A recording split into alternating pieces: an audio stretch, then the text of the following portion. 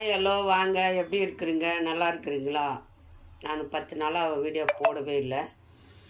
எல்லாருக்கும் மன்னிச்சுக்கோங்க. இன்னைக்கு வீடியோ போடலன்னா உடம்பு சரியில்லை, அதனால் வீடியோ போட முடியல. இன்றைக்கி சூப்பர் டேஸ்டியான நம்ம கோதுமை மாவு போண்டா பண்ணலாம்.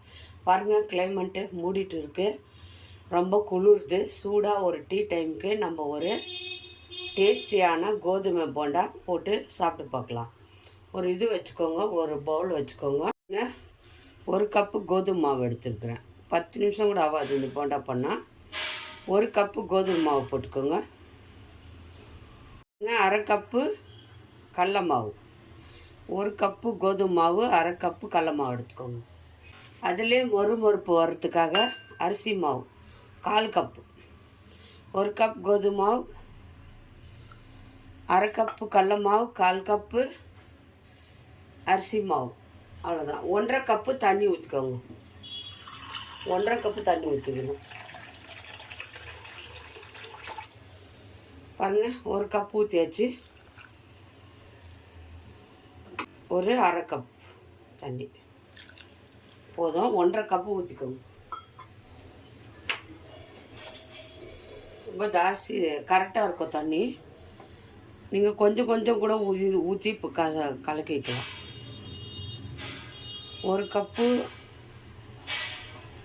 கோதுமை மாவு, ஒரு கப்பு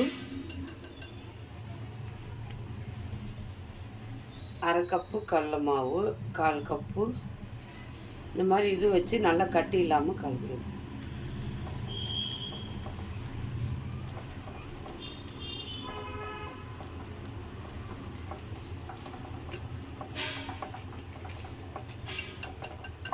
இந்த மாதிரி இருந்தால் கொஞ்சம் ஈஸியாக இருக்கும். கையில் கூட தண்ணி ஊற்றி கொஞ்சம் கொஞ்சமாக நீங்கள் கலக்கிக்கலாம். கொஞ்சம் கொஞ்சமாக தண்ணி ஊற்றி கூட நீங்கள் கலக்கலாம். அளவு 1.5 கப்பு ஊற்றினா சரியாக இருக்கும்.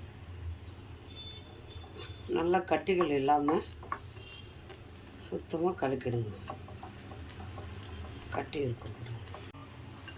ரொம்ப ஈஸியாக பண்ணலாம் இது.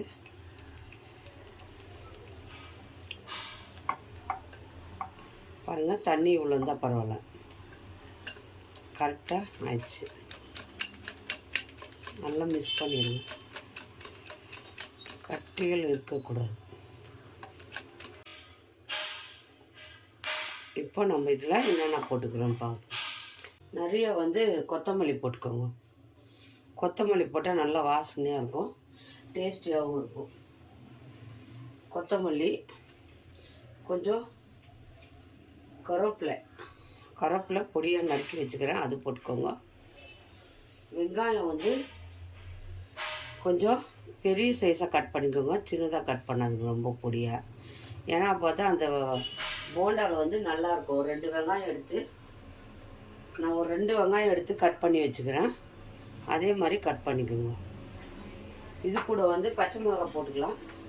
நீங்கள் வேணுன்னா பச்சை மிளகா போட்டுக்கோங்க. இதில் நான் மிளகாத்தூள் போட்டுக்கிறேன். இங்கே காரத்துக்கு வேணுன்னா பச்சை மிளகா 2-3 போட்டுக்கோங்க, எவ்வளோ காரம் வேணுமா. நம்ம காரம் வேண்டாம், பச்சை மிளகா சாப்பிடக்கூடாதுங்க. ஒரு கொஞ்சமாக மிளகாத்தூள் போட்டுக்கிறேன். அவ்வளோதான். கொஞ்சம் சீரகம் போட்டுக்கோங்க, கொஞ்சம் சீரகம். இதை நல்லா மிக்ஸ் பண்ணிடுங்க. வெங்காயம், கொத்தமல்லி, கருவேப்பிலை எல்லாத்தையும் மிக்ஸ் பண்ணி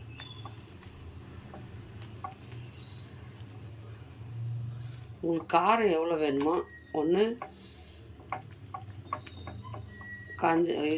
பச்சை மிளகா போட்டுக்கலாம், இல்லைன்னா மிளகாத்தூள் போட்டுக்கலாம். நல்லா மிக்ஸ் பண்ணிவிட்டு இப்போ நம்ம சால்ட்டு போட்டுக்கலாம். இந்த போண்டாவுக்கு எவ்வளோ தேவையோ அவ்வளோ சால்ட்டு நல்லா மிக்ஸ் பண்ணிடுங்க. ஏன்னா எல்லாத்தையும் போட்டுட்டு நம்ம உப்பு போட்டால் கரெக்டாக லெவலாக இருக்கும் உப்பு. ஏன்னா தெரியாது இல்லையா, கம்மியாக மாவில் போட்டோம்னா எல்லாத்துக்கும் மிஸ் ஆகாது. அதனால் இப்போ போட்டுக்கோங்க. உப்பு போட்டாச்சு. இது கூட கொஞ்சமாக பேக்கிங் சோடா, ஆப்பு சோடா போட்டுக்கோங்க. கொஞ்சம்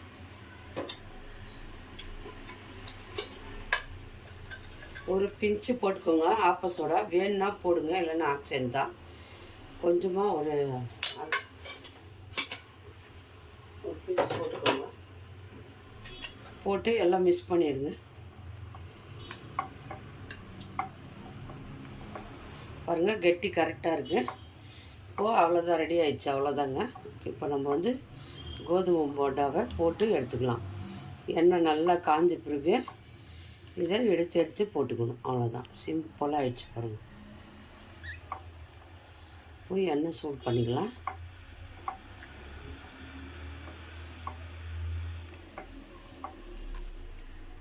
ஒரு கடாய் வச்சுக்கோங்க, இதில் ஆயில் ஊற்றிக்கோங்க.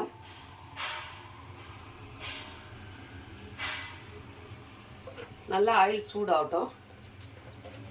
நல்லா சூடான பிறகு நம்ம போண்டாவை போட்டு எடுத்துக்கலாம். பாருங்கள், எண்ணெய் நல்லா சூடாயிடுச்சு. இப்போ நம்ம வந்து சிம்மில் வச்சுக்கலாம். இந்த மாதிரியே எடுத்து சின்னதாக ஊற்றிக்கோங்க. ஏன்னா ஆயிலில் வைக்காதுங்க. எண்ணெய் நல்லா சூடாயிடுச்சு. கொஞ்சம் கொஞ்சமாக எடுத்து அப்படியே போட்டுருங்க. சின்னதாக போடுங்க, பெருசாக போடாதுங்க. குட்டிஸாக போடுங்க.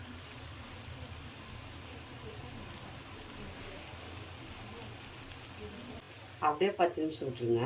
நல்லா வந்து அது வெந்து வரும். அது பாருங்க, கொஞ்சம் வெந்துச்சு. இப்போ திருப்பி போட்டுக்கோங்க.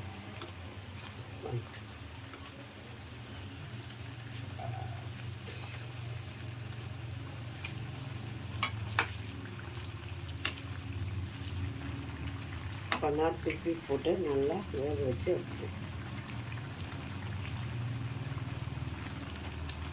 பாருங்கள், 1 கப்பு மாவு 4 பேர் சாப்பிடலாம். அந்த அளவுக்கு போண்டா வரும், கோதுமை போண்டா. நல்லா திருப்பி போட்டு நல்லா வேக வச்சு. ரொம்ப ஆயிலில் வைக்கக்கூடாது, மீடியமாக வச்சுக்கணும். பாருங்கள், நல்லா வெந்துடுச்சு. மொறுன்னு இருக்குது போண்டா. இப்போ எடுத்துடலாம் போண்டால. ஏன்னா கொஞ்சம் நேரம் வைங்க. பாருங்கள், இந்த மாதிரி சுட்டு எடுத்துக்கோங்க. நல்லா சூப்பராக வரும். நல்லா கோதுமை போண்டா நல்லா மழையத்துக்கு சூடாக வீட்டில் எல்லார் வீட்டில் கோதுமை மாவு இருக்கும். சிம்பிளாக பண்ணிவிடுங்க, ரொம்ப விரும்பி சாப்பிடுவாங்க. ரெண்டாவது போட்டுக்கலாம். 1 கப் மாவுக்கு எவ்வளோ வருது பாருங்கள் போண்டா. பாருங்கள், இதையும் எடுத்துக்கலாம். ரெண்டாவது வாட்டி போட்டு வச்சு நல்லா வெந்துடுச்சு. பாருங்கள், 1 கப்பு மாவு போட்டோம். எவ்வளோ சீக்கிரம் எவ்வளோ போண்டா ஆயிடுச்சு பாருங்கள். நல்லா சாயங்கால டைமில் சூப்பர் டேஸ்டியான கோதுமை போண்டா. நல்லா பாருங்கள், மேலே எப்படி இருக்குங்க பாருங்கள். உள்ளே பாருங்கள், எவ்வளோ சாஃப்டாக உள்ளே வெந்திருக்கு. ரொம்ப டேஸ்டியாக இருக்கும். இந்த போண்டா வீட்டில் இன்றைக்கே செஞ்சு கொடுங்க. நல்லா குளிர் டைமில் நல்லா டேஸ்டியான போண்டா டீ காஃபிக்கு ஸ்நாக்ஸாக சாப்பிட்லாம். ரொம்ப நல்லாயிருக்கும். யார் யாருக்கு இந்த கோதுமை போண்டா பிடிக்குமோ லைக் பண்ணுங்கள், ஷேர் பண்ணுங்கள். மறக்காத அஸ்வினி சீக்ரெட் சமையலை சர்ப்ரைஸ் பண்ணுங்கள். நோட்டீஸில் பார்ப்போம்.